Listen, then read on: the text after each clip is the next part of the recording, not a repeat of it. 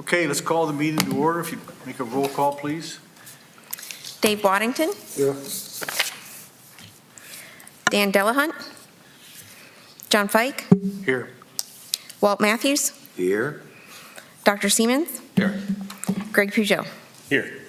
Okay, well, this being an adjudication hearing, anyone in the audience, you, that wants to speak is going to need to be sworn in, so if you'd raise your right hand, you promise to tell the truth, the whole truth, nothing but the truth, so help you God? Yes.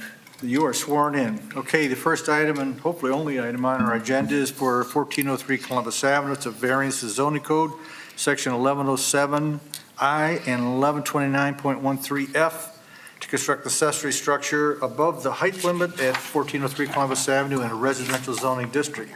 We have the staff's comments. Is there anything additional you'd like to add?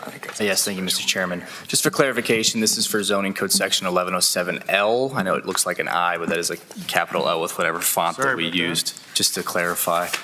No worries. The zoning of this parcel is R160 single-family residential. To the northeast, south, and west is also R160 single-family residential. Surrounding uses of this site are all residential. Existing use of the site is residential. Proposed use is staying residential. The applicant would like to construct an accessory structure in the backyard of 1430 Columbus Avenue that exceeds the average maximum height limit of an accessory structure in this zoning district. The zoning code restricts the height of any accessory structure to an average height of 15 feet. The proposed accessory structure has an average height of 16 feet. The applicant is seeking a variance of 1 foot over the average accessory structure height. The proposed height from grade to pitch is 23 feet. So 23 is to the pitch. There's a 9-foot measurement from the grade to the eave. And you put those two together and divide it by 2. That's your average, which equals 32. Excuse me, 16 divided by 2. So 32 divided by 2 is 16. The backyard at 1430 Columbus Ave is large, providing ample space for this garage. It is common for historic streets such as Columbus Ave and Sandusky to have large carriage-style houses, as an example, for their garages. In the late 19th and early 20th centuries, staff has determined the size and architecture of the accessory structure blends in with the historic character along Columbus Avenue and is an appropriate size and character. The applicant has stated there will be no utilities on the top floor for living quarters. Heat and air conditioning may be added in the future. The upstairs will be used for storage, but the applicant has future plans to potentially make this a play area for their kids later on in the future. Planning staff supports the requested variance at 1430 Columbus Ave and suggests the following conditions upon approval, and that's that all necessary permits are obtained for the building, engineering, planning, and any other departments prior to construction. Thank you.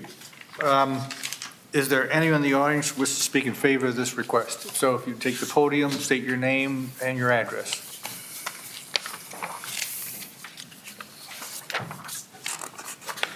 Good. You can move it. Okay. Where am I looking? Anywhere?